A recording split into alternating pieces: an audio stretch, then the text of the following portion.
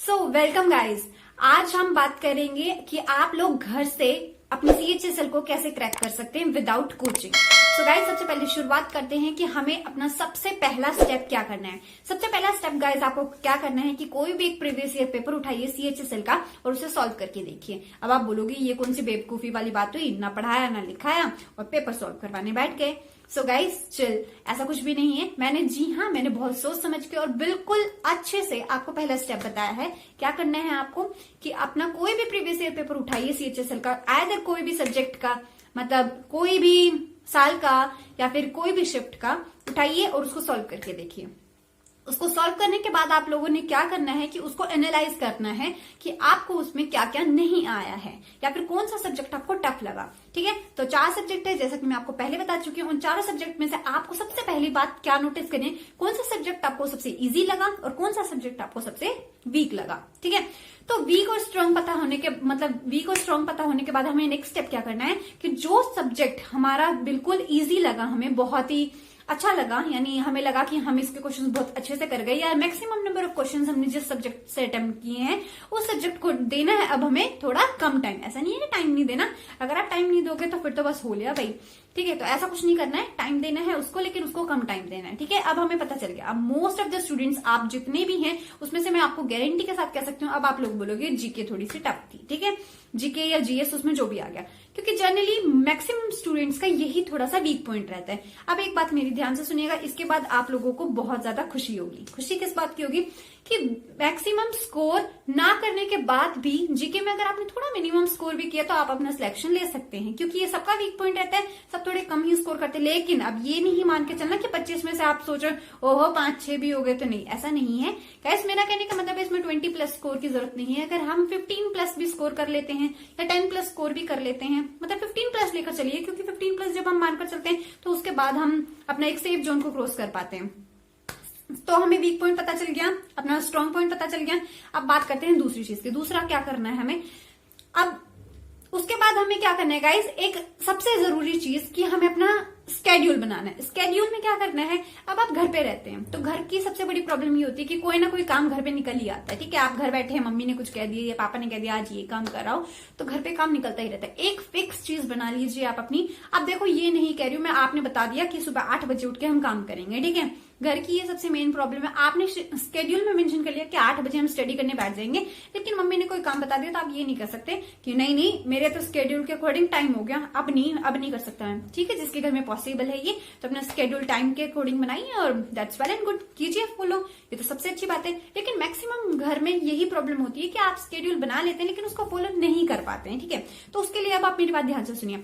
आप अपने एक स्केड्यूल बनाइए पहले। ठीक है, आप लोगों ने स्केड्यूल बना लिया। ठीक है, उसमें आपने क्या मेंशन किया, जैसे फॉर एग्जांपल आपने मेंशन कर दिया कि 8 बजे पढ़ना है, 8 से 10 पढ़ना है। ठीक है, फिर 10 से 12 ये पढ़ना है, फिर 12 से 2 रेस्ट लेना है, जो भी था। ठीक है, मेंटेन करना है। उसमें थोड़ा ऐड करके चलिए कि हमें ये टाइम फैमिली को देना है कि फैमिली काम बताएगी, तो उसको भी अपना एक पार्टीशन बनाकर चलिए। क्योंकि देखो गाइस, जब हम बाहर जाते हैं कहीं कोचिंग सेंटर पे तो हमारा जाने और आने का टाइम भी लगता है।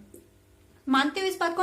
हमने जो ट्रैवल किया अपनी कोचिंग सेंटर तक, उस टाइम को मान के चलते हैं। वहां जाने के लिए हम थोड़ा रेडी भी होते हैं। ठीक है, रेडी होते हैं, उस चीज को भी मान कर चलते हैं। अब अपने घर पे ही पढ़ना तो नहा लो, सिंपल हो गया काम। ठीक है, रेडी वेडी तो कुछ होना नहीं है, तो वो वहां टाइम हमारा बचा है, तो उस चीज को कवर अप करके चलेंगे हम कि घर वालों ने कोई काम बता दिया तो उसको वहां यूटिलाइज करेंगे। ठीक है, अब सेकंड थिंग देखते हैं गाइस।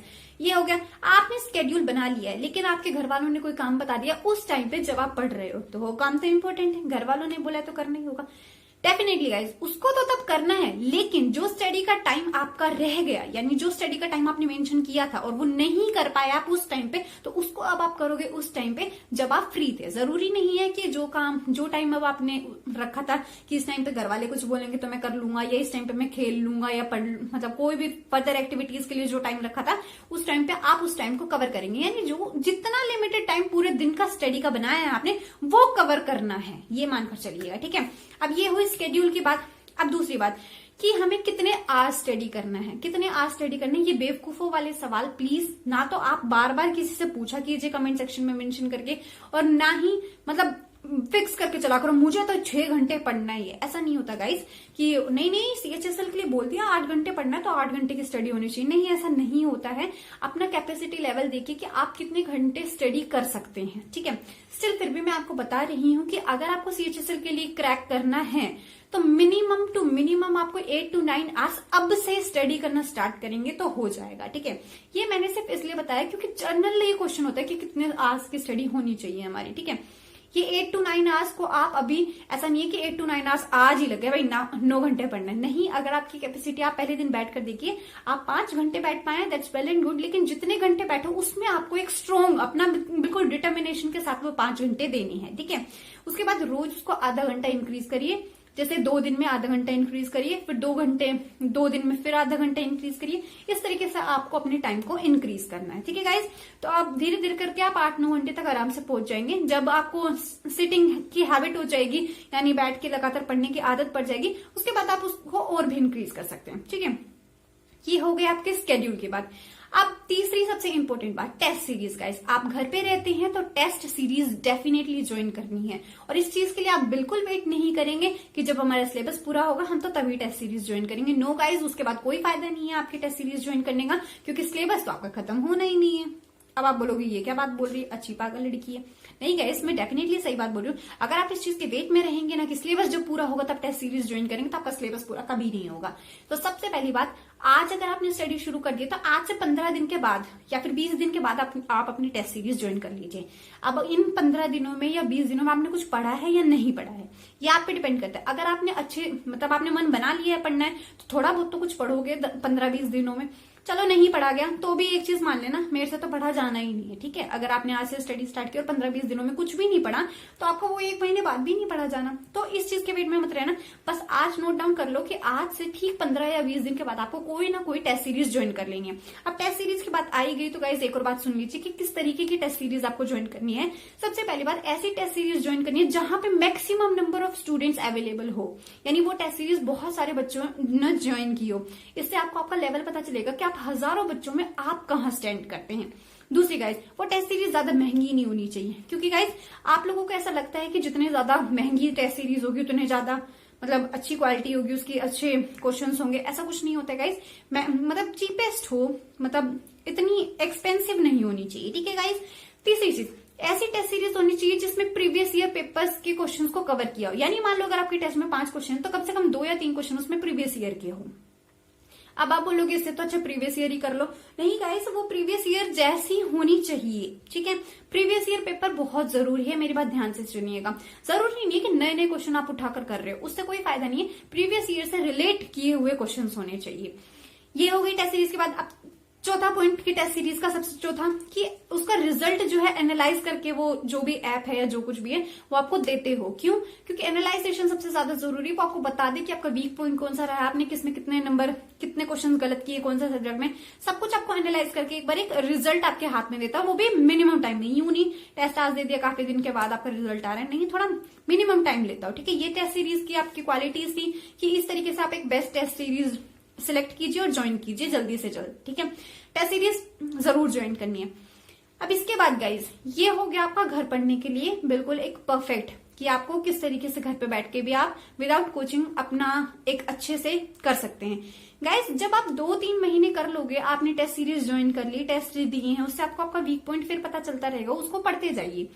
अब जो चीज आपको अच्छे से आती है उसको टाइम मत दीजिए। ये नहीं है उसको भी बार बार कर रहे हो। जैसे फॉर एग्जांपल आपने रीजनिंग में देखा कि आप रीजनिंग का टॉपिक कर लिया, आपने सारे क्वेश्चंस कवर किए, लेकिन आपको उसमें पता चला कि आप ना ये ब्लड रिलेशन के क्वेश्चन नहीं कर पा रही। जिसमें एक एग्जाम्पल बता रही हूँ, तो आप उस टॉपिक को पढ़िए, यूट्यूब से पढ़िए या कोई आपके पास कोई टीचर है उससे पढ़िए। उससे पढ़ने के बाद एक अच्छे से उसको आप बेस बना के उसके क्वेश्चन प्रैक्टिस करके देखिए। नेक्स्ट जब टेस्ट सीरीज दे रहे हैं तो उसमें नोटिस कीजिए क्या अब आप उस टॉपिक को कवर कर पाए हैं। और इस एनालाइज करने के बाद आप लोगों को नजर आएगा कि आप लोगों ने जो टॉपिक पढ़ा था अब आप उसके भी क्वेश्चन कवर कर सकते हैं, कवर कर पाए हैं इस बार, जो आप प्रीवियस टेस्ट में नहीं कर पाए थे। सो अगर फिर दिक्कत आई है तो उस टॉपिक को फिर से पढ़िए एक बार अच्छे से, डेफिनेटली नेक्स्ट में फिर आप कर पाएंगे। तो इस तरीके से आपकी इंप्रूवमेंट हो जाएगी और नंबर ऑफ स्कोर भी आपका बढ़ता जाएगा हर टेस्ट के साथ साथ, ठीक है। तो ये थी गाइस आप लोगों के लिए एक स्ट्रेटेजी कि आप घर रहकर भी विदाउट कोचिंग किस तरीके से कोई भी एग्जाम क्रैक कर सकते हैं। लेकिन ये मैंने आपको स्पेसिफिक CHSL के लिए बताई थी क्योंकि CHSL का एग्जाम अब आने वाला है, 2-3 महीने हैं और उसमें आपको बहुत अच्छे से प्रिपेयर करके अपने एग्जाम को क्रैक करना है। सो गाइज आई होप ये वीडियो आपके लिए बहुत ज्यादा हेल्पफुल रही होगी। सो लाइक कीजिएगा वीडियो को और चैनल को सब्सक्राइब कीजिएगा। फर्दर मोर मैं ऐसी ही आपको स्ट्रेटेजीज, ट्रिक या इंपोर्टेंट टॉपिक्स या उनसे रिलेटेड ट्रिक्स आपको बताती रहूंगी जो डेफिनेटली आपके लिए एग्जाम्स में हेल्पफुल रहेगी। सो मिलते हैं गाइज नेक्स्ट वीडियो में नेक्स्ट स्ट्रेटेजी या ट्रिक्स के साथ। तब तक के लिए bye bye, see you and take care. Thank you guys.